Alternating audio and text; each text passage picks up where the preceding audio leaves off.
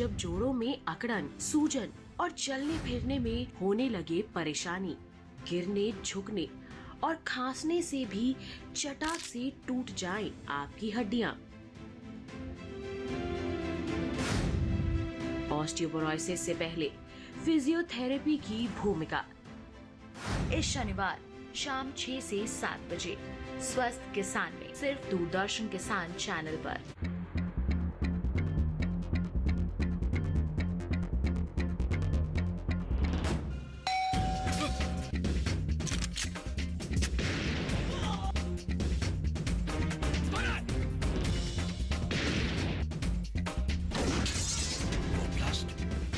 सोमवार से गुरुवार रात 9:30 बजे, पुनः प्रसारण सुबह 11:30 बजे, सिर्फ डीडी नेशनल पर। देश का पहला चैनल, देश का अपना चैनल।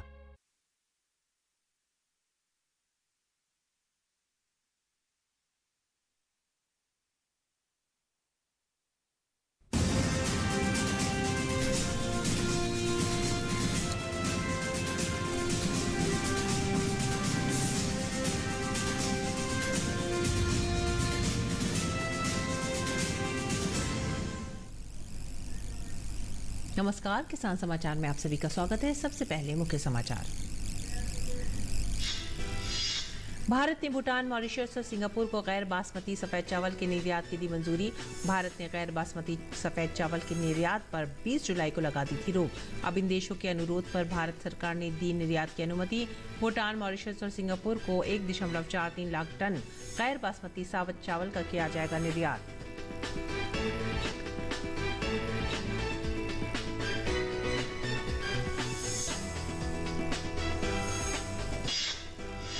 CSIR CMERI ने compact electric tractor CSIR prima ET 11 किया विकसित। पूरे ट्रैक्टर को स्वदेशी प्रौद्योगिकी के साथ किया गया है डिजाइन और निर्मित। किसान पारंपरिक घरेलू चार्जिंग सॉकेट का उपयोग करके 7 से 8 घंटे में ट्रैक्टर को कर सकते हैं चार्ज। खेत में 4 घंटे से अधिक समय तक चला सकते हैं ट्रैक्टर।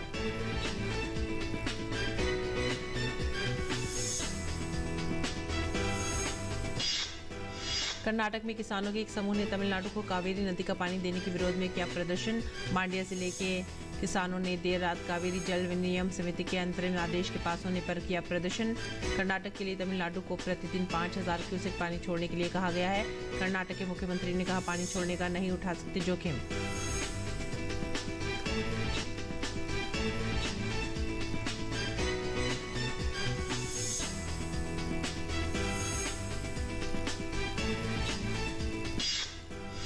मौसम वैज्ञानिकों ने बताया, इस साल का मानसून 2015 के बाद हो सकता है सबसे अधिक शुष्क। 13% बारिश की कमी दर्ज। भारत 1901 के बाद से सबसे शुष्क अगस्त दर्ज किए जाने की राह पर। अगस्त में अब तक 32% बारिश की कमी।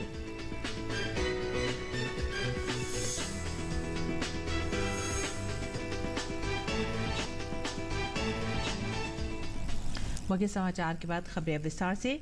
भूटान, मॉरिशस और सिंगापुर को भारत ने गैर बासमती सफेद चावल के निर्यात की मंजूरी दे दी है। इन देशों को गैर बासमती सफेद चावल निर्यात करने की अनुमति दी गई है। भूटान, मॉरिशस और सिंगापुर को 1.43 लाख टन गैर बासमती सफेद चावल निर्यात करने की अनुमति दी गई है। भारत ने गैर बासमती सफेद चावल के निर्यात पर 20 जुलाई को रोक लगा दी थी। अब इन देशों के अनुरोध पर भारत सरकार ने निर्यात की अनुमति दे दी है। और भारत में कृषि लगभग 55% जनसंख्या के लिए आजीविका का प्राथमिक स्रोत है, जो 1.3 अरब लोगों को भोजन प्रदान करती है और देश की GDP में महत्वपूर्ण योगदान भी देती है। मशीनीकरण द्वारा कृषि उत्पादकता बढ़ाने में ट्रैक्टर महत्वपूर्ण भूमिका निभाते हैं। भारतीय ट्रैक्टर उद्योग ने पिछले कुछ दशकों में उत्पादन क्षमता और प्रौद्योगिकी के मामले में एक लंबा सफर तय किया है। CSIR CMERI का विभिन्न रेंजों और क्षमताओं के ट्रैक्टरों के डिजाइन और विकास में लंबा इतिहास रहा है। इसकी यात्रा 1965 में पहले स्वदेशी रूप से विकसित स्वराज ट्रैक्टर से शुरू होती है। उसके बाद 2000 में 35 HP सोनालिका ट्रैक्टर और फिर 2009 में छोटे और सीमांत किसानों की मांग के लिए 12 HP कृषि शक्ति के छोटे डीजल ट्रैक्टर बनाए गए। विरासत को अगले स्तर पर ले जाने के लिए CMERI ने ट्रैक्टर में उन्नत तकनीक के साथ काम करना शुरू किया। जिसके परिणाम स्वरूप ये ई ट्रैक्टर विकसित किया गया है। इसे संबोधित करते हुए CSIR-CMERI ने मुख्य रूप से भारत के छोटे और सीमांत किसानों की जरूरतों को पूरा करने के लिए CSIR प्राइमा ET11 नामक कॉम्पैक्ट 100% शुद्ध इलेक्ट्रिक ट्रैक्टर को स्वदेशी रूप से डिजाइन और विकसित किया है। CSIR प्राइमा ET11 की विशेषताएं: पूरे ट्रैक्टर को स्वदेशी घटक और प्रौद्योगिकी के साथ डिजाइन और निर्मित किया गया है। ट्रैक्टर के मुख्य उद्देश्य कृषि क्षेत्र में उपयोग की मांग को पूरा करने के लिए डिजाइन किया गया है। इसकी गतिशीलता, वजन वितरण और पैडल स्थिति पर विचार किया गया है। विकसित तकनीक की खासियत यह है कि महिलाओं के अनुकूल है। इसके लिए एग्रोनॉमिक्स पर विशेष ध्यान दिया गया है। महिलाओं के लिए सभी लीवर सचिव लगाए गए हैं।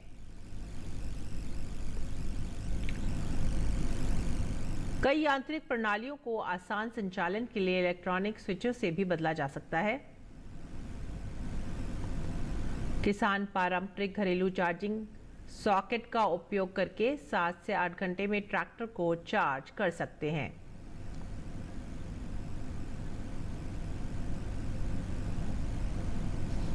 खेत में 4 घंटे से अधिक समय तक ट्रैक्टर चला सकते हैं। ढुलाई संचालन में 6 घंटे से अधिक चल सकता है। ट्रांसमिशन की बात करें तो ट्रैक्टर को semi synchronized type gearing system का उपयोग किया जा रहा है।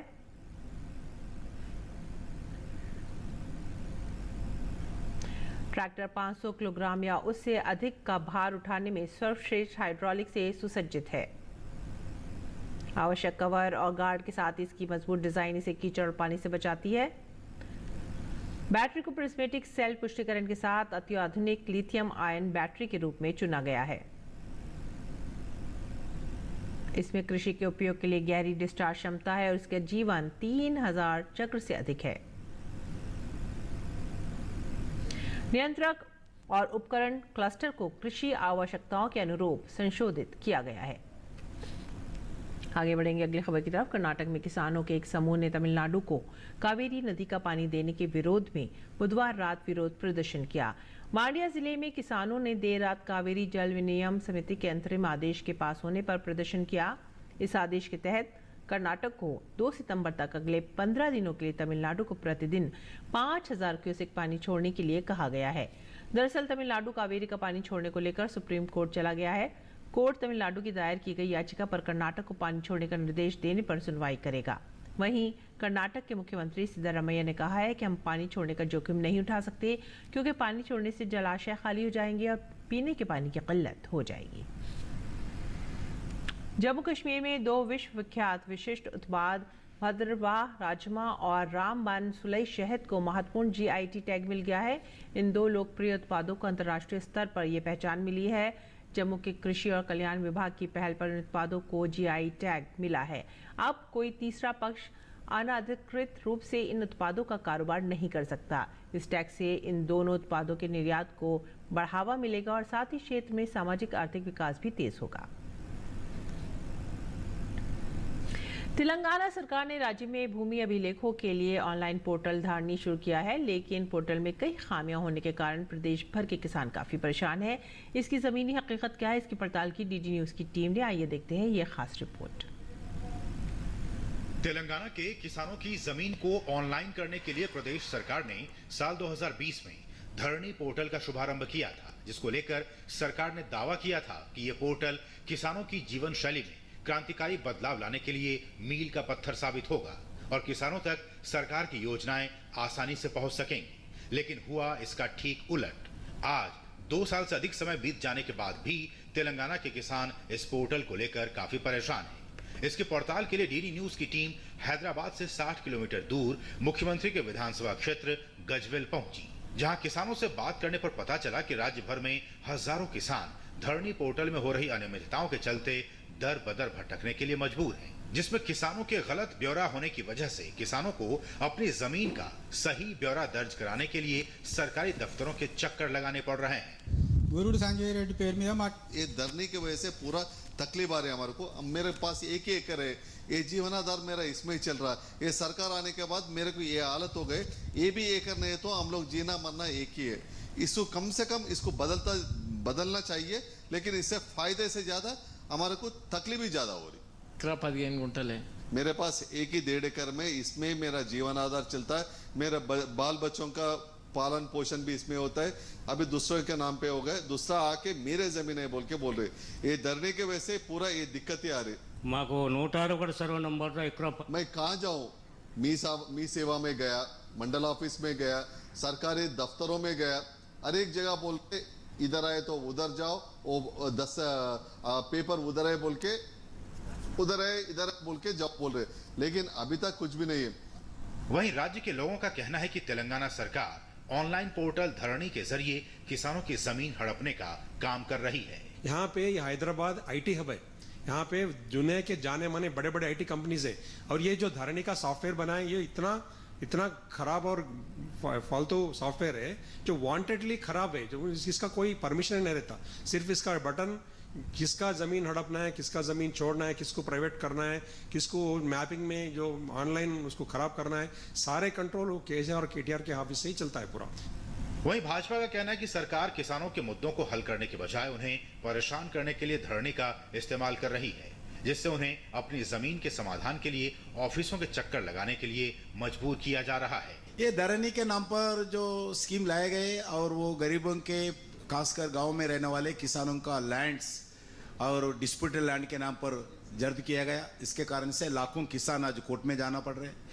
हाँ, किसान आज सुसाइड कर रहे, किसान परिवार ना बैंक लोन मिलता है, ना क्रॉप लोन मिलता है, ना कोई लैंड डिस्प्यूट रहने के कारण बहुत परेशान है लाखों लोग। इसके विषय पर बहुत बड़ा आंदोलन किसान तेलंगाना में चला रहे। इस पोर्टल का प्रबंधन तेलंगाना सरकार के राजस्व विभाग द्वारा किया जाता है। पोर्टल की खामियों की वजह से यहाँ के किसान केंद्र सरकार की विभिन्न योजनाओं का भी लाभ लेने से महरूम हो रहे हैं। जिस धरनी पोर्टल को तेलंगाना सरकार किसानों की जीवन शैली में क्रांतिकारी बदलाव और मील का पत्थर कर रही है, उसकी जमीनी हकीकत तो ये है कि तेलंगाना के हजारों किसान आज अपनी जमीन से बेदखल हो गए हैं। कैमरामैन शैलेंद्र चौहान के साथ मैं उर्मिलेश भट्ट, डीडी न्यूज, तेलंगाना। वरिष्ठ मौसम वैज्ञानिकों का कहना है कि इस साल का मानसून 2015 के बाद से सबसे अधिक शुष्क हो सकता है, जिसमें 13% बारिश की कमी दर्ज की गई है। मौसम विभाग ने एक अधिकारी ने बताया कि अगस्त में अब तक 32% बारिश की कमी और अगले 3 दिन में देश के एक बड़े हिस्से में बारिश की कम गतिविधियां होने के अनुमान के साथ भारत 1901 के बाद से सबसे शुष्क अगस्त दर्ज किए जाने की राह पर है। और मौसम विभाग ने मानसून के दक्षिण की ओर परिवर्तित होने की भी बात कही है। मौसम विभाग का कहना है कि दक्षिण की ओर बंगाल की खाड़ी में कम दबाव के चलते 2 दिन बाद ओडिशा में भारी बारिश हो सकती है। वहीं छत्तीसगढ़, तेलंगाना और तटीय आंध्र प्रदेश में भी मौसम विभाग ने बारिश की संभावना जताई है। उड़ीसा में 2 दिनों के बाद जैसे ये सर्कुलेशन है, जहाँ रेनफॉल एक्टिविटी स्लोली बढ़ेगी, उड़ीसा, छत्तीसगढ़, तेलंगाना, इस राज्यों में थोड़ी रेनफॉल एक्टिविटी बढ़ेगी जहाँ पे। और इसके अलावा अगर साउथ पेनिनसुला की बात करें, एक जहाँ ट्रफ है साउथ इंटीरियर कर्नाटक से लेकर तमिलनाडु तक, उसके प्रभाव से तमिलनाडु, केरला, इन राज्यों में आइसोलेटेड हैवी रेनफॉल आने वाले कुछ दिनों में हो सकती है। अभी सेंट्रल जोन में क्या है कि वीक मानसून होने की वजह से ये पूरा सेंट्रल जोन में अभी कोई रेनफॉल एक्टिविटी ज्यादा नहीं हो रही, लेकिन 2 दिन के बाद ये है कि मानसून ट्रफ जैसे अभी डीप कर गया बे ऑफ बंगाल से, स्लोली ये सेंट्रल पार्ट जो उड़ीसा राज्य हो गया या छत्तीसगढ़ हो गया, जहां पे रेनफॉल एक्टिविटी रहेगी, हैवी रेनफॉल भी रहेगी, कोस्टल आंध्र प्रदेश में भी रहेगी, तेलंगाना में भी रहेगी। केंद्र सरकार ने महात्मा गांधी राष्ट्रीय ग्रामीण रोजगार गारंटी योजना यानी मनरेगा के तहत नामांकित लोगों को मजदूरी का भुगतान करने के लिए आधार आधारित भुगतान प्रणाली को अनिवार्य रूप से लागू करने की समय सीमा 31 अगस्त 2023 से बढ़ाकर 31 दिसंबर 2023 कर दी है। बता दें कि सरकार ने इस साल जनवरी में मनरेगा के तहत नामांकित लोगों को मजदूरी का भुगतान करने के लिए आधार आधारित भुगतान प्रणाली का उपयोग अनिवार्य किया था। ग्रामीण विकास मंत्रालय के मुताबिक मनरेगा के 14 करोड़ 33 लाख सक्रिय लाभार्थियों में से अब तक 13 करोड़ 97 लाख लाभार्थियों को आधार नंबर से जोड़ा जा चुका है, जिनमें से कुल 13,034 लाख आधार नंबर प्रमाणित किए गए हैं। NPCI के डेटा के मुताबिक आधार के जरिए दिए जाने वाले DBT की सफलता 99.55% है, जबकि खाता आधारित भुगतान के मामले में DBT की सफलता लगभग 98% है। और आइए अब बात करते हैं मंडी भाव की। देखते हैं क्या रहा देश भर की मंडियों में भाव।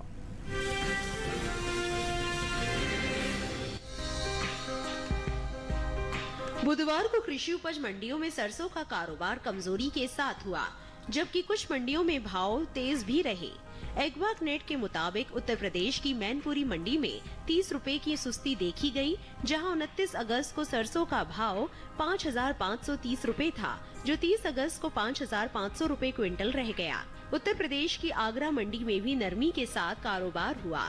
यहां 29 अगस्त को सरसों 5,550 रुपए क्विंटल पर बिकी थी। 30 अगस्त को इसमें 10 रुपए की मामूली गिरावट आई और भाव 5,540 रुपए क्विंटल रह गया। उत्तर प्रदेश की अलीगढ़ मंडी में भी गिरावट का सिलसिला जारी रहा। यहाँ 29 अगस्त को सरसों का भाव 5,460 रुपए था, जो 30 अगस्त को 10 रुपए घटकर 5,450 रुपए क्विंटल रह गया। जबकि राज्य की लखीमपुर मंडी में तेजी के साथ सौदे हुए। यहाँ 29 अगस्त को सरसों का भाव 5,460 रुपए था। 30 अगस्त को इसमें 25 रुपए की बढ़त हुई और भाव 5,485 रुपए क्विंटल हो गया। इस साल सरसों की भी रिकॉर्ड पैदावार का अनुमान है।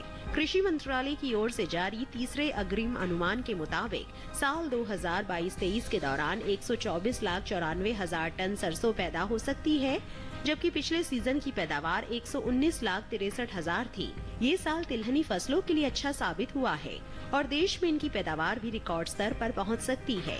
कृषि मंत्रालय की ओर से जारी तीसरे अग्रिम अनुमान के मुताबिक 2022-23 के दौरान कुल तिलहन की पैदावार 409,96,000 टन हो सकती है, जो पिछले साल की तुलना में 30,33,000 टन अधिक है। आपको बता दें कि बीते साल तिलहनी फसलों की उपज 379,63,000 टन रही थी।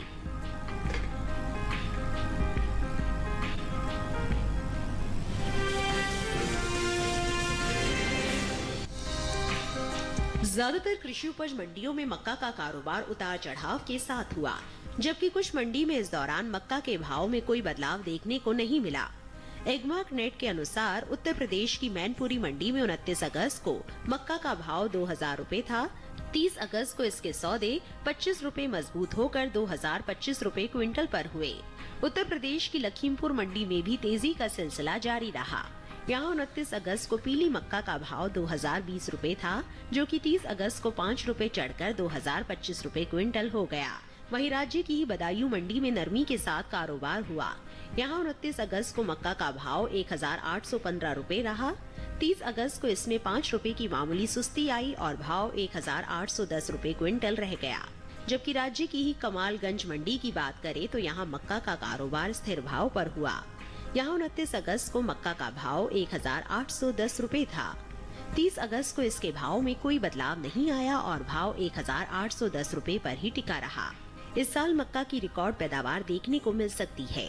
कृषि मंत्रालय की ओर से जारी तीसरे अग्रिम अनुमान के मुताबिक साल 2022-23 के दौरान देश में मक्का की उपज 359,13,000 टन हो सकती है, जो पिछले साल की 337,30,000 टन की तुलना में 21,83,000 टन अधिक है।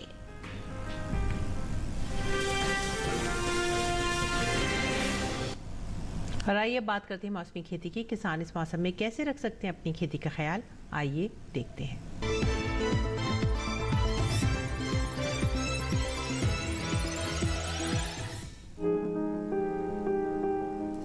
पश्चिमी राजस्थान के शुष्क मैदानी इलाकों में इस समय किसान फसलों में फूल आने से लेकर दाना भरने की अवस्था तक पानी की कमी के लक्षण दिखाई देने पर हल्की सिंचाई करें। इसके साथ ही यहाँ इस समय मोठ, मूंग, तिल और भिंडी में कीटों का प्रकोप बढ़ सकता है।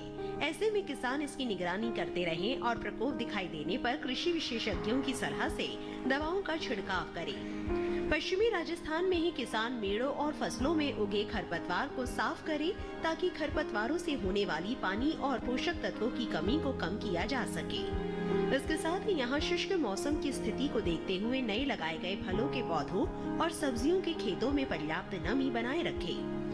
उत्तर पश्चिम राजस्थान के मैदानी इलाकों की बात करें तो यहाँ इस समय मौसम शुष्क रहने का अनुमान है। ऐसे में किसान पानी की उपलब्धता के आधार पर फव्वारा, ड्रिप या मेड़ के बीच लाइन विधि से देसी कपास, मूंग, ग्वार, गन्ना और किन्नू में सिंचाई करें। इसके साथ ही खेतों में खरपतवार नियंत्रण करें। उत्तर पश्चिम राजस्थान में ही इस समय अगेती फूल गोभी और ब्रोकली की बुआई कर लें। इसके साथ ही नर्सरी पौध की क्यारी पर पारदर्शी पॉलिथीन से छाया करें। वहीं राजस्थान के अति शुष्क इलाके में मूंगफली, ग्वार और तिल को रोगों और कीटों के प्रकोप से बचाएं। जबकि राजस्थान के अर्ध शुष्क इलाकों में इस समय फसलों में सिंचाई और जरूरी रसायनों का छिड़काव करें। यही समय बाजरा, ज्वार, मक्का और भिंडी को कीटों से बचाएं। वहीं राजस्थान के बाढ़ संभावित पूर्वी मैदानी इलाके में इस समय खरीफ फसलों में खरपतवार नियंत्रण के लिए निराई गुड़ाई करें। इसके साथ ही यहाँ इस समय भिंडी, लौकी, कद्दू, करेला और खीरा जैसी सब्जियों के उन्नत किस्मों की बुआई करें। राजस्थान के बाढ़ संभावित पूर्वी मैदानी इलाके में ही अगले सप्ताह आसमान में आंशिक रूप से बादल छाए रह सकते हैं। हालांकि इस दौरान बारिश की संभावना नहीं है। ऐसे में किसान सब्जियों में जरूरत के अनुसार सिंचाई करें।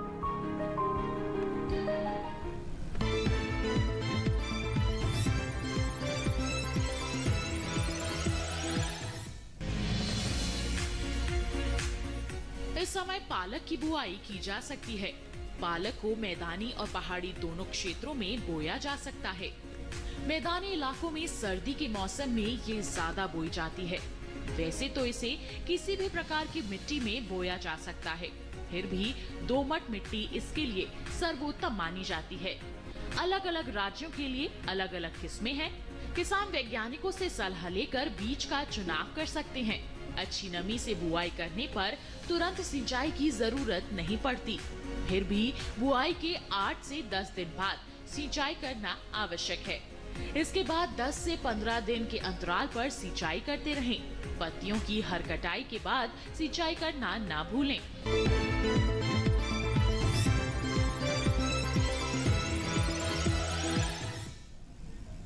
और अब कुछ और खबरें खास खबर में। आर्टिफिशियल इंटेलिजेंस पर पहला वैश्विक सम्मेलन इस साल अक्टूबर में भारत में आयोजित किया जाएगा। ये अगली पीढ़ी के आर्टिफिशियल इंटेलिजेंस के विभिन्न अनुप्रयोगों पर चर्चा का अवसर प्रदान करेगा। मध्य प्रदेश के दमोह के एक जैन मंदिर को लेकर की गई कथित भ्रामक टिप्पणी के मामले में राज्य पुलिस ने कांग्रेस के वरिष्ठ नेता दिग्विजय सिंह के खिलाफ केस दर्ज किया है।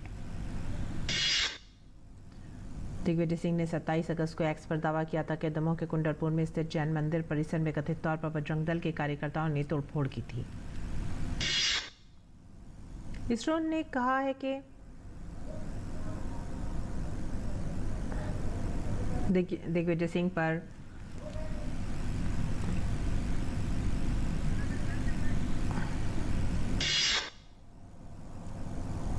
इसरो ने कहा है कि सोलर मिशन की पूरी तैयारी कर ली गई है और तय समय 2 सितंबर को आदित्य L1 को लॉन्च किया जाएगा।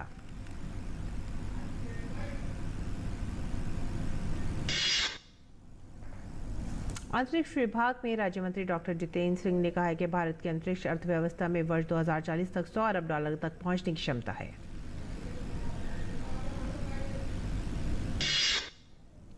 बॉम्बे हाई कोर्ट में औरंगाबाद शहर का नाम छत्रपति संभाजी नगर और उस्मानाबाद का नाम धाराशिव करने के फैसले को चुनौती देने वाली याचिकाओं की सुनवाई 4 अक्टूबर को होगी।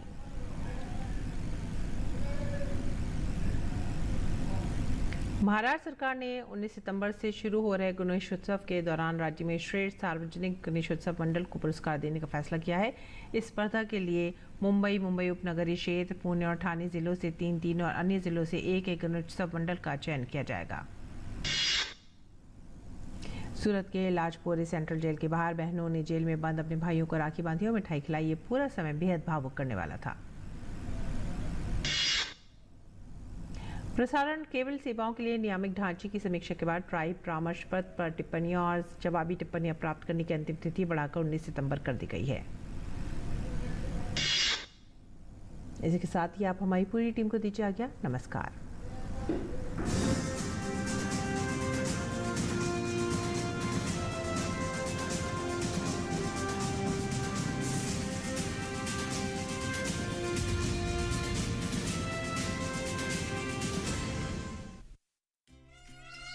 अरे पीकू, क्या चले ऐसे